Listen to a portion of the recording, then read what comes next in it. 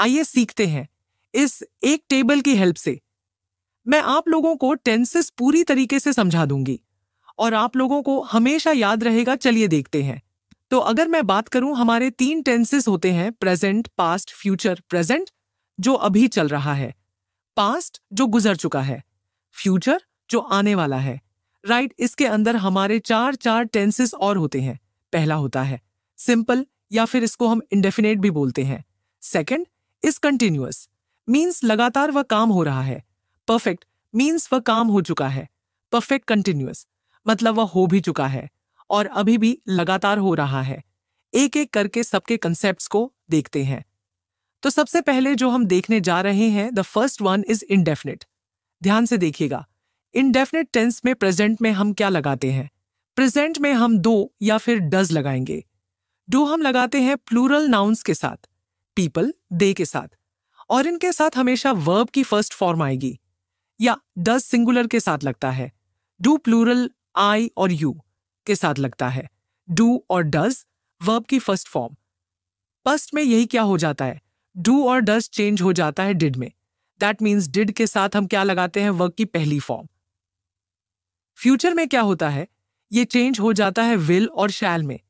इनके साथ हम क्या लगाते हैं, वर्ब की पहली फॉर्म लगाते हैं। तो अगर सिंपल प्रेजेंट का सेंटेंस है, मैं खाता हूं, तो सिंपल पास्ट का हो गया मैं खाया, और सिंपल फ्यूचर का हो गया मैं खाऊंगा या फिर मैं खाऊंगा। क्लियर सभी को? चलो नेक्स्ट आते हैं कंटिन्यूअस। कंटिन्यूअस मीन्स लगातार चल रहा है। यहां पर हम क्या लगाते हैं, वर्ब की फर्स्ट फॉर्म में आईएनजी लगाते हैं। प्रेजेंट के केस में क्या लगता है, इज, एम, आर में वर्ब की फर्स्ट फॉर्म के साथ आईएनजी।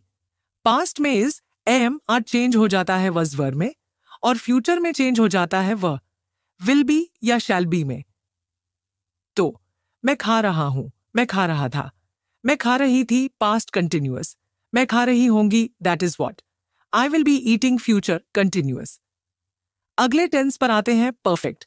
हमेशा याद रखिए, परफेक्ट में हमेशा और हमेशा वर्ब की थर्ड फॉर्म का यूज होता है।